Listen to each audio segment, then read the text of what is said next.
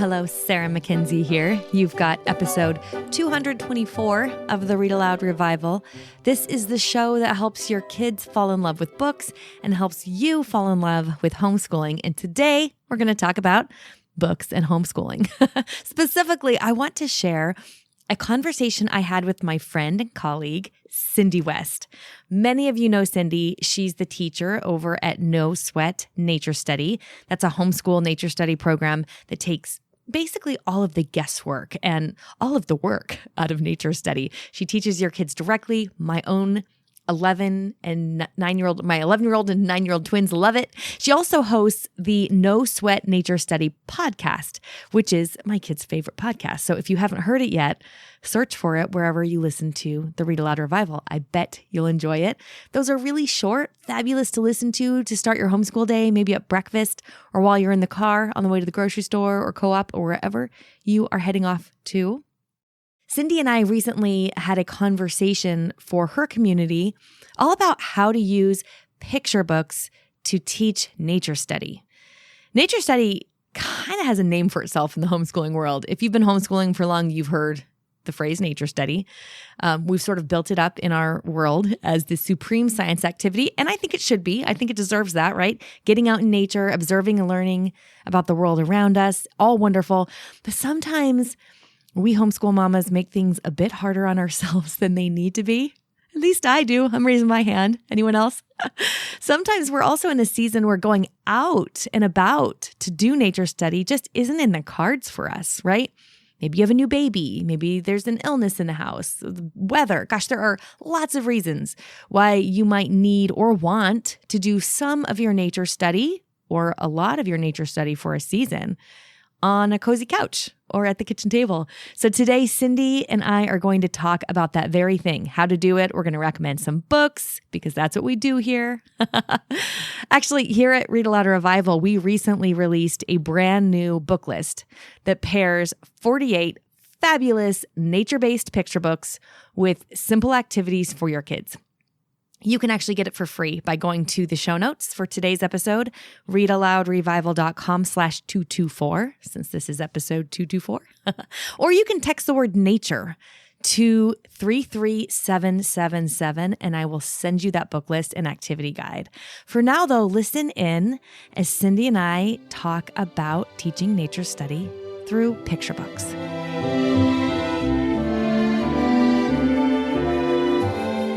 Hey everybody, it is Cindy West from OurJourneyWestward.com and No Sweat Nature Study Live, and I am so glad to be here with Miss Sarah McKenzie today. We're going to be talking about picture books and nature study. I know that's no surprise if you know both of us.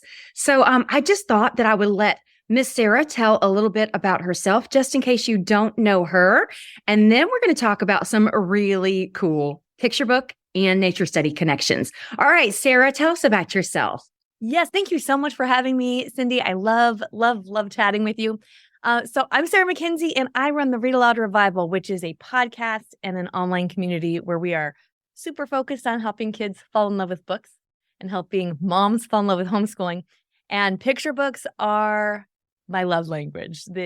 I just love so much the beautiful the marriage of a beautiful text and really exquisite illustrations to tell a story and really enliven our imagination. So I'm excited to talk about this today with you. I should mention the homeschooling bit that my husband Andrew and I have been married for 21 years, and we have 6 kids who we've homeschooled since they've been in school since the beginning. And we've got 2 that are graduates, 1 that's about to graduate, and 3 still at home who are 9, 9, and 10. So we're still, we've been at it for a while, but we're still really in it. You are still really in it, and I love being in it. So I guess maybe I'll tell a little bit about myself in case there are some people who don't know. I've been homeschooling for 21 years. I don't know. I've kind of lost count at this point. Yeah. I've also graduated 2 of mine, and then I have a 10th grader. And I tell you, I'm looking forward in some ways to having less on my plate, but I'm going to miss this like crazy. Homeschooling is not easy. It's not always for the faint of heart, but it is so worth it. I can turn around on this end and I can say, oh, I almost wish that I had more to keep doing this because it's been such an amazing experience. And so you and I have worked together plenty of times on projects that have to do with literature and nature study because they meld so beautifully together. But the whole main reason, besides talking about some books in nature study, that we're here is for a little celebration of sorts too, because you guys, Sarah has a brand new book coming soon called A Little More Beautiful. The Secret of a Garden. Did I get that? Story of a Garden. The Story of a Garden. And so I would love if you'll just tell us a little bit about that story, and then we will go right into our nature study conversation. Yes, and you can see a little peek at some of the original artwork for the book behind me, illustrated by Breezy Brookshire, who was homeschooled herself, which is very fun, a fun connection there. The picture book is about a woman named Lou Alice, who you might notice this little nod to Miss Rumphius, if you are familiar with the picture book, Miss Rumphius, who leaves each day more beautiful than she found it. And one day, she is taken from her cottage to a new home, a nursing home. And nobody really notices that she's gone, even though she's done all of these invisible tasks, making the world beautiful for everyone else during all this time, except for a little girl. And this little girl realizes that she's going to take up the work of Lou Alice, but it's not quite enough just to take up the work of those who've gone before her. She has to do something herself to make the world more beautiful. And so it's a story of gardens and friendship and carrying on beautiful traditions before us, while also like figuring out what is the beautiful thing we were put here on the world, in the world to do. And one of the nature connections I love so much about the book is that Breezy did quite a bit of research to make sure that all of the flowers that she portrays in the book would be in bloom at the same time. She didn't want to accidentally have tulips blooming at the same time as something that wasn't bloom with tulips, which now my brain is not thinking of anything.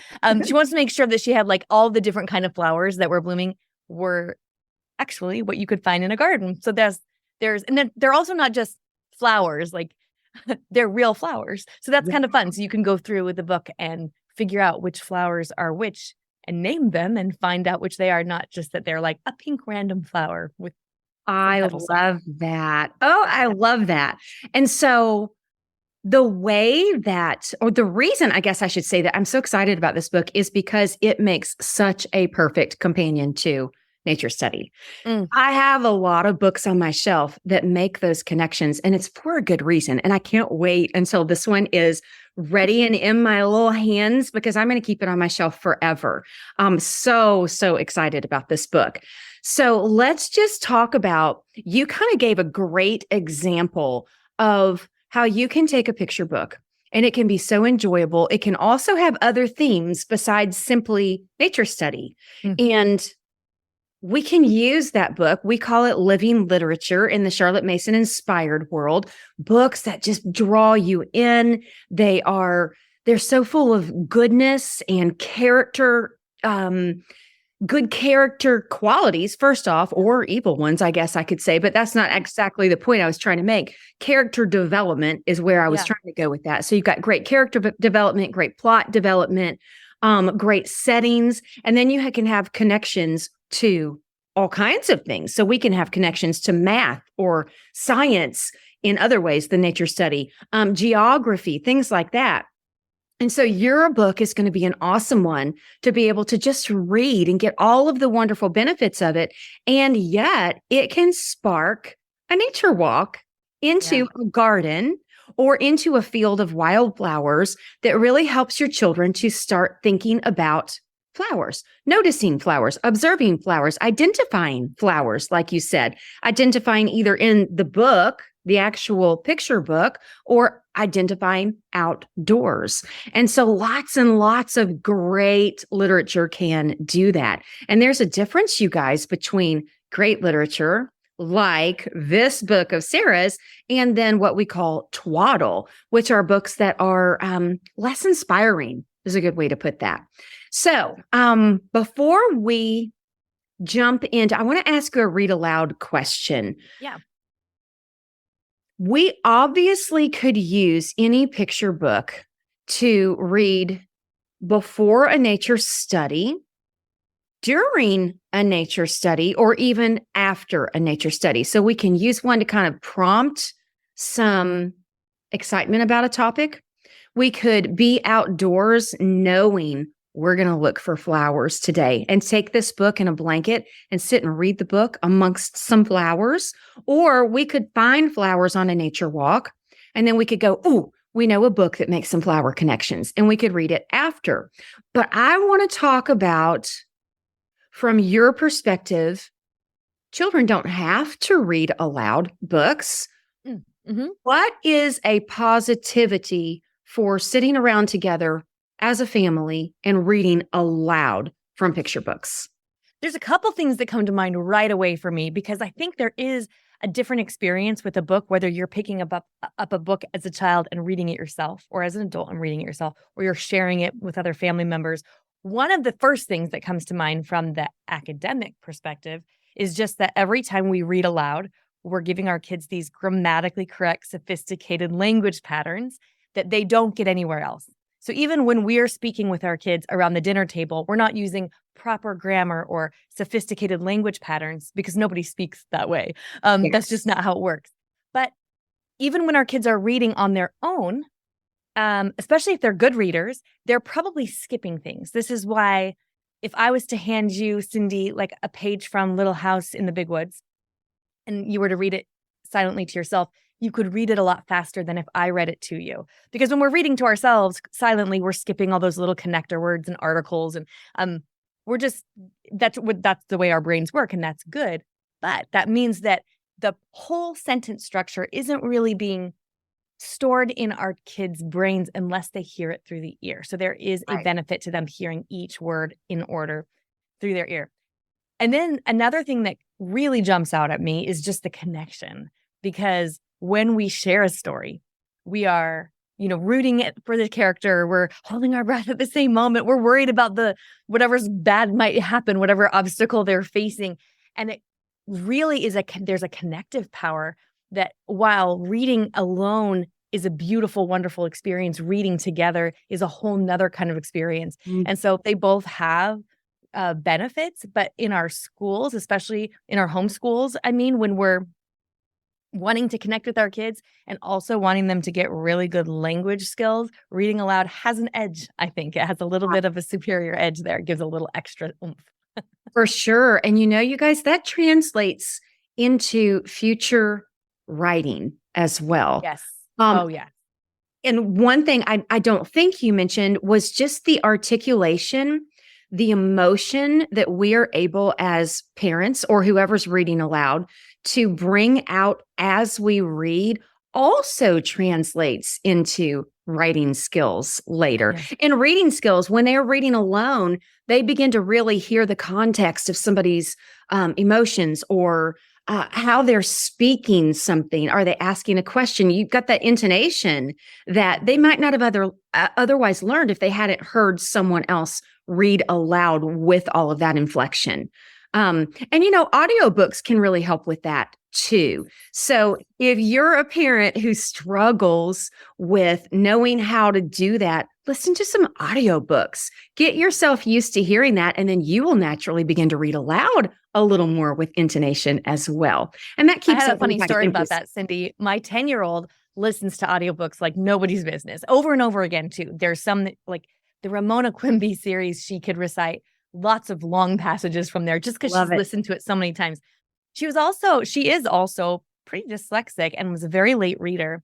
But when she's reading aloud now, she went from like barely being able to sound out words to when she's now able to read, she can read out loud with a lot of inflection and pacing and cadence. And I think it's just all that oral language that she heard over years of listening to audiobooks and read alouds, that then when she sees the words on a page, she knows how to deliver it because she's heard it so many times before. It's not brand new. It's familiar territory. She probably doesn't just know how to deliver it. That really probably helps with the dyslexia, honestly, being able to fill in gaps of, okay, that didn't make sense when I read it, but yes. I have heard sentence structure so much that I know I need to go back and recheck that.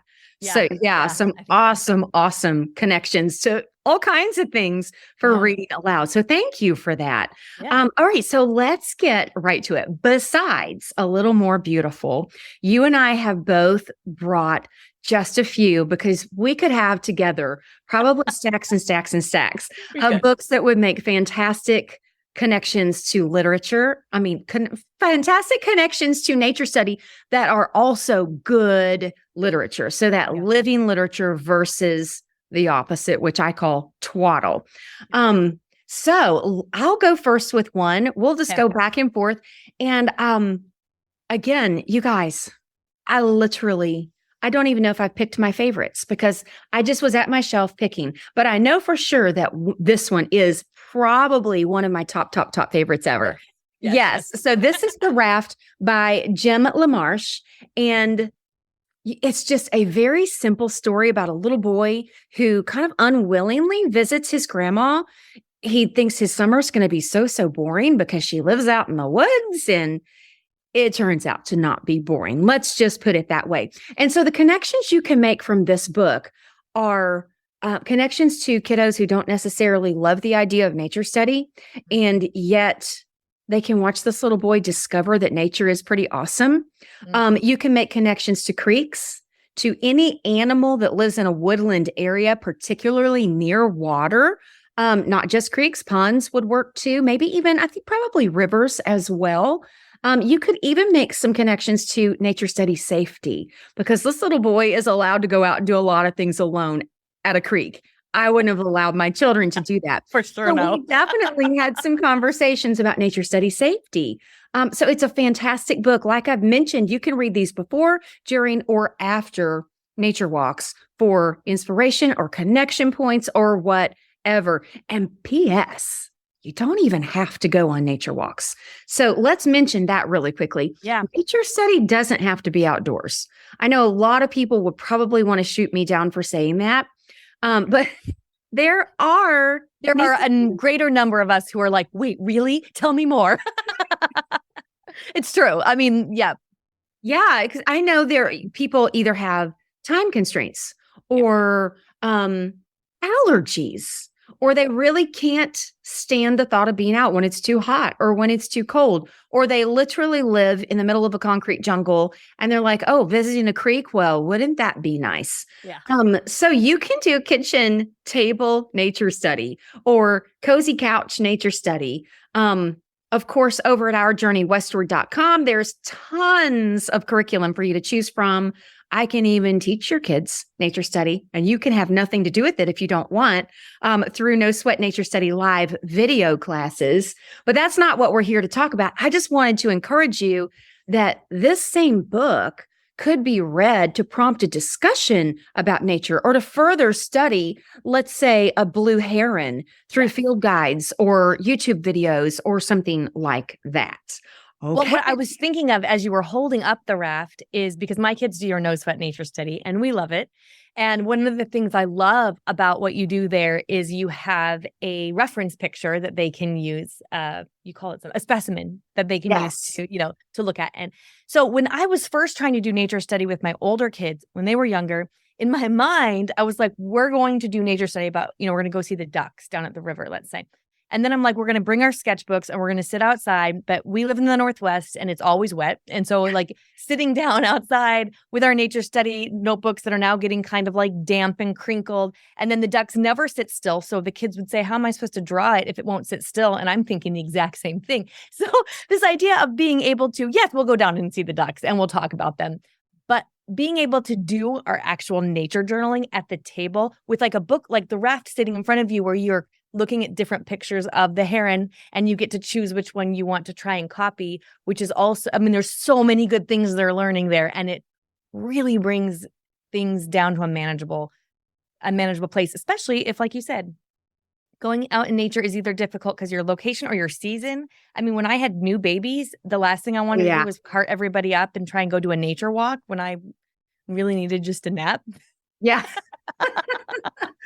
So, yeah. And then one other thing, at the table, you actually can promote a little bit better nature journaling artistic skill. Yeah. Because when you're on the go, even though I really do promote getting outdoors and nature journaling when you can, you can actually focus a little bit more on the skill level of your nature journal page when you're at a table. So anyway, okay, your turn. Okay, so I'm excited to show you this one. This one is brand new. It's less than a year old, let's say. It's called Of Walden Pond, Henry David Thoreau, Frederick Tudor, and the Pond Between. And it's a picture book biography that tells two stories, one of Henry David Thoreau, one of Frederick Tudor, both their interaction over Walden Pond. And my family just took a trip to the Boston area last year and we got to visit Walden Pond. So I was very excited to show my kids this book. I'm like, remember when we went here? Which does not feel like a pond, by the way. It's a lake. I don't know why we call it a pond. It is definitely not pond. That's not what we call ponds where I come from. Let me just say that way. You swim in the lake easily. And it's, yeah. But basically the story kind of juxtaposes the way this very prominent businessman and also this nature lover interact with the pond. And you learn all kinds of things about ice and the history of, there was a time when we didn't have ice to like put in ice cubes in a drink or whatever. At the very end of the book, you'll see they sent it to, now I'm trying to remember where it was exactly that it ended up. Calcutta. That was some of the first ice they've ever had in Calcutta that came from Walden Pond. Anyway, it's got lots of one thing I love about picture book biographies is that they're like the epitome of a book that you can read with all ages, because your 4-year-old is riveted by a wonderful picture book that has great illustrations, but the back matter is just full of really good research, rabbit trail launching points for your older kids and teens. So I feel like I come away learning so much. So this is a great one that kind of combines history, sort of like what you were saying before. It's never just about one theme. A picture book's never just about nature study. You've also got storytelling and story structure in there. In this case, you have history and geography in there, which is really how all of our lives are. This is sort of the beauty of homeschooling, is that we get to take the river of life. Yeah. And honestly, I think that books and nature study are two of the easiest things to make all of those mini connections. Yes. Your experience over all these years, those two things are almost seamless with just, we tie it into geography or we tie it into math, and doesn't have any problem at all making that connection. Yeah. So I love what you said about biographies. Well, P.S., we did a class on Henry David Thoreau and Walden Pond, and I never knew that book existed. So now I have to go back and update the book list on that. Fantastic. It might not have been out when you did your class because it's fairly new. Yeah, it may not have been. Okay, so speaking of biographies, this one is a little less biography-like as compared to what it sounds like in that book. Just trying to think if it's got anything in the end. Oh, remember. Sure does. Look at that. We have some wildflower. We have some wildflower identification in there. So this is a biography on Lady Bird Johnson and her push to get wildflowers along the interstates to beautify all these new roads that were being built at the time. So this is a fabulous book that clearly makes a very easy transition into studying wildflowers or any kind of flower. You don't necessarily have to find wild ones. You can find some that might be growing in a pot on your porch. But it helps you really get excited about the idea of looking at a flower closely. How is it colored? What's going on with its petals? Who is pollinating? So there are all kinds of jumping off points for a book like this. And again, I love the biographies because what we just found in here is the same as in what your book that you shared. There are extra ideas for you to use. Okay, so this one was called Miss Lady Bird's Flowers by Kathy Appelt. Okay, your turn. Okay, I've got one more picture book biography. Great. Because, that's what we're, the connections here are so rich. This one is also fairly new. It's called Ansel Adams, A Life in Nature, which is about the photographer, Ansel Adams. And the thing I really love about this picture book biography in particular is that I think it will inspire your kids to try their hand at nature photography. Yes, there's this particular spread.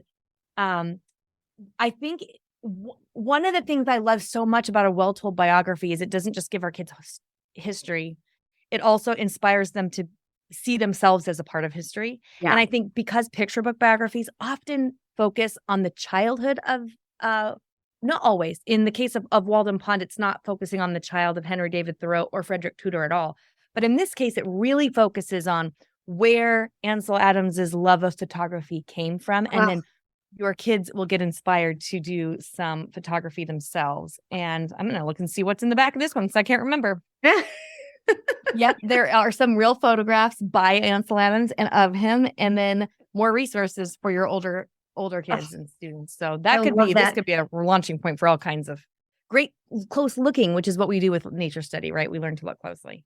Yeah. So our conversation has a problem as far as my husband is concerned, because now I'm putting at least 2 new books in my Amazon cart.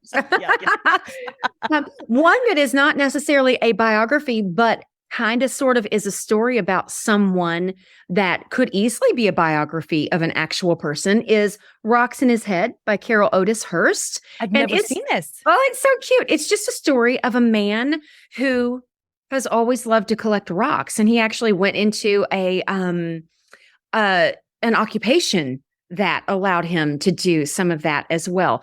I found that this book is so loved by kids who already like to collect rocks. They like to identify rocks. It's a great little book for them, but it's also a good book if you want kiddos to get excited about the idea of boring old rocks and to notice that they are cool and different.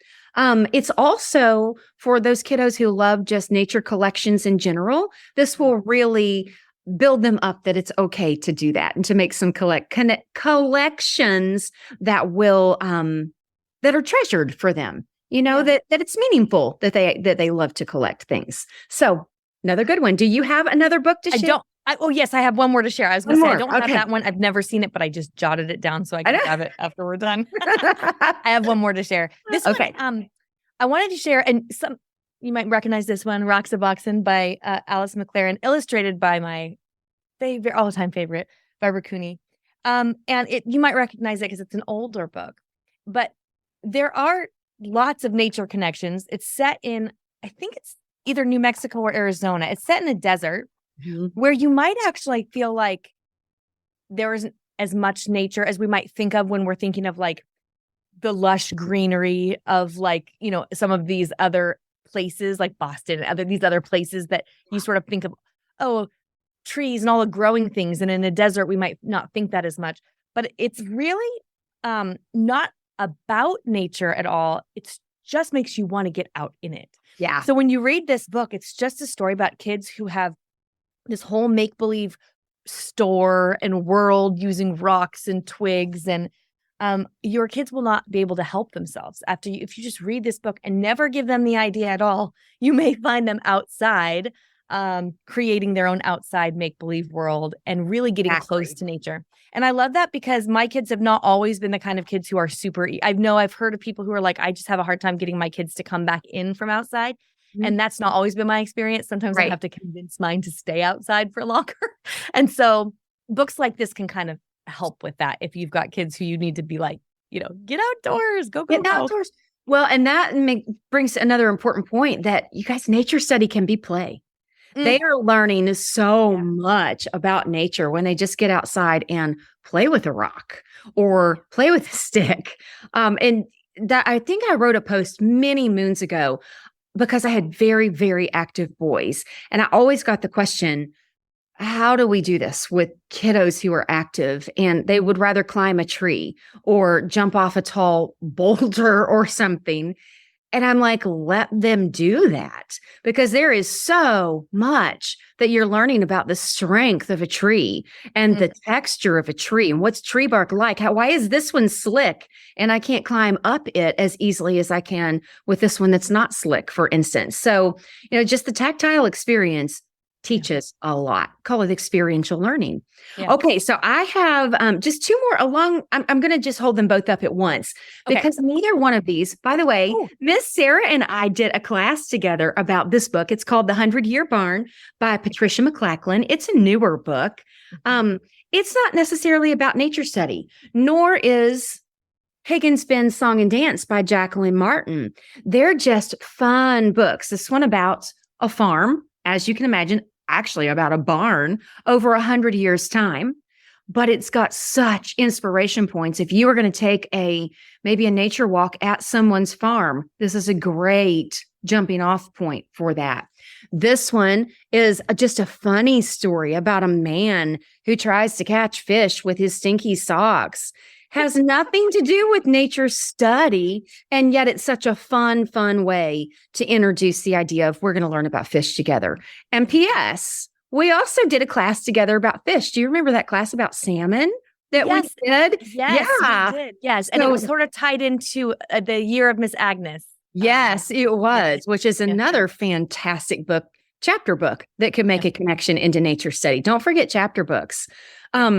Okay, so you can find those classes, by the way, in either one of our memberships. So the Read-Aloud Revival Premium or the No Sweat Nature Study Live, both of those memberships have all these recordings that we keep talking about that your family can watch. Let me mention one more thing before we shut this down for the day. Yeah. We've been talking a lot about living picture books. The things that really grab attention, they're more story-like. Well, you can actually find some that are nonfiction. The biographies kind of tend toward that, but I feel like the biographies that we've mentioned so far are still very story-like. Yes. Ducks Don't Get Wet by Augusta Golden. This is kind of an old book. I think it's still in print. And then Seashells, More Than a Home by Melissa Stewart. Oh, it's so precious. They have a storyline to them, but they're way more nonfiction-y than, say, your Usborne or DK kind of books. I have an example of one of those. This is a National Geographic book. You know the ones I'm talking about that are way more just strictly informational. Yeah. So Seashells, More Than a Home, and Ducks Don't Get Wet. Those are books that are still in somewhat of a story form, but they're very much less of a story and more about the facts. Those also make great connections. So don't leave those kinds of books out. But Sarah and I really wanted to focus in on living literature, like her brand new book that I know all of you guys are going to go get, A Little More Beautiful, when it comes out. So let's finish with that, Sarah. Can you tell us a little bit more about when, where, and how we can get our hands on that book soon? Yes, absolutely. It can be pre-ordered now at waxwingbooks.com. It's shipping this spring. Very excited about it. Waxwing Books is our new publishing imprint at Read-Aloud Revival. So this is the first of many. We have 4 or 5 at this point that are in different parts of the funnel. I cannot wait to show you all illustrations from our second book that's very close to being ready too. So, and that one has a lot of nature connections too with moonflowers. So flowers. Well, then we will be back together, won't we? Yeah, we'll have to. We will have to. We're actually all the information about those books as they're coming and where you can pre-order them is at waxwingbooks.com. Waxwingbooks.com. And I was so excited. I forgot to even mention the fact that you now own a publishing house. So how exciting is that? I cannot wait to see what comes out. We have a class, I don't know, this coming fall on night blooming flowers. So I need you to get your moonflower book done quickly. Okay. Okay. All right. Well, it's been so much fun chatting with you. Thanks for doing this. I think it's going to be a benefit to every one of us who love books and love nature study or don't and want to find easy ways to make that more enjoyable. So, Miss Sarah McKenzie, thank you for being here. I am Cindy West, and we will be back together doing things together soon. So join us in either one of our memberships, Read-Aloud Revival Premium or No Sweat Nature Study Live. And we both actually hope to see you guys a lot soon. I hope you're inspired. Now, let's hear from the kids about what they're reading and loving lately. My name is Holly. I am 8 years old, and I live in Richmond, Texas, and I like Meg McIntosh because she solves mysteries. Hi, my name is Roland. I live in Richmond, Texas. My favorite book is Mama, Mama, Rabbit Jam, until she shouts out for Mama. My name is Josiah. I live in Lee Summit, Missouri, and I am 10. My favorite book is the Wing Feather Saga. My favorite part is when Calmore and Janner go into Ankle Jelly Manor. My name is Ilsa. I live in Maryland. And friends, Romans, countrymen, lend me your ears. I love Julius Caesar by William Shakespeare. One of the reasons why I love it so much is because I had a great English teacher who helped me to understand it and also made it a lot of fun. I recommend the Henry Huggins series to anybody who likes Beverly Cleary. I live in Maryland, and my name is Henry. My favorite book is Curious George, when he takes a job. My favorite part of it is when the sleeping gas part of it, when the doctor said, don't touch anything. When he touched, he breathed into the sleeping gas. That's my favorite part. My name is Polly, Anna Mitchell, and where I live is Maryland. Hi, my name is Elias. I live in Missouri. Live in Missouri. And I'm 6. And I like Chronicles of Narnia. Chronicles of Narnia. And Snow Horses. And Snow Horses. Why do you like Chronicles of Narnia? Why do you like listening? Because they're nice and I like watching them. And like, because there's a movie to do with it, and there too? are some people what are alive and some people are dead. Kind of like you don't know when you have to read the next book. Why do you like Snow Horses? Because there's snow and I like winter, and winter is my favorite thing. Thank you. Thank you, kids. And thank you for listening through to the end. Remember, you can grab your nature study and activity book list. It might be one of the best book lists we've made around here. And that's kind of saying something, right? Because book lists are sort of our thing. You can grab that book list in the show notes, readaloudrevival.com/224, or by texting the word nature to the number 33777. That book list can serve as your science curriculum for kids under 12. And then there are fabulous recommendations in there all the way up for kids through 18. So really grab it, truly. I mean, no matter how old your kids are, how many you've got, grab that book list. Don't miss it.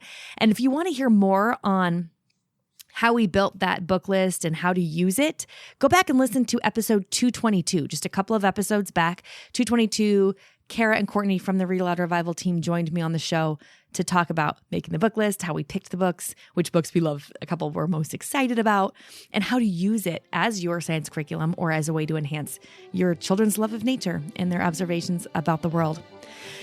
Okay, well, you know the drill. We'll be back here in 2 weeks here on the show. In the meantime, go make meaningful and lasting connections with your kids through books.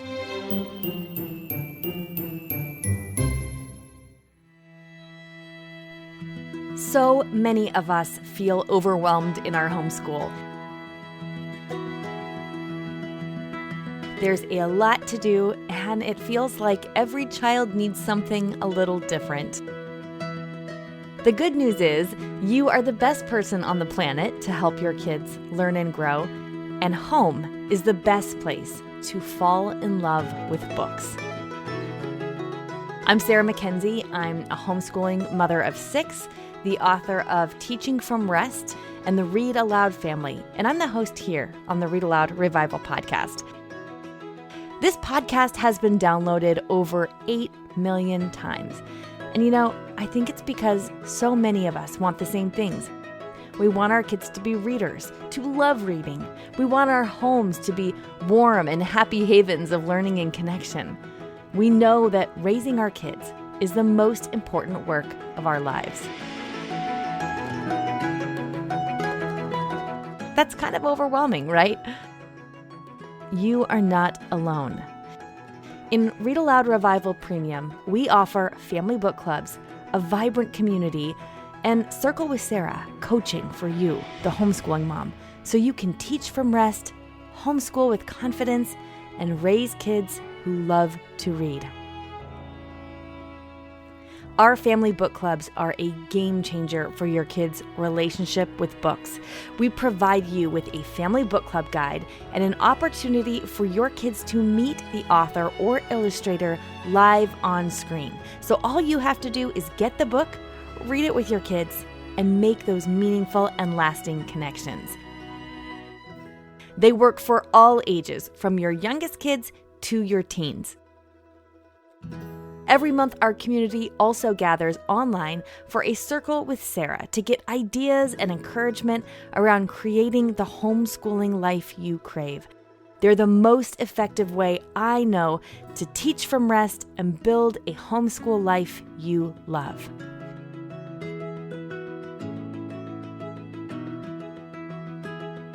We want to help your kids fall in love with books, and we want to help you fall in love with homeschooling.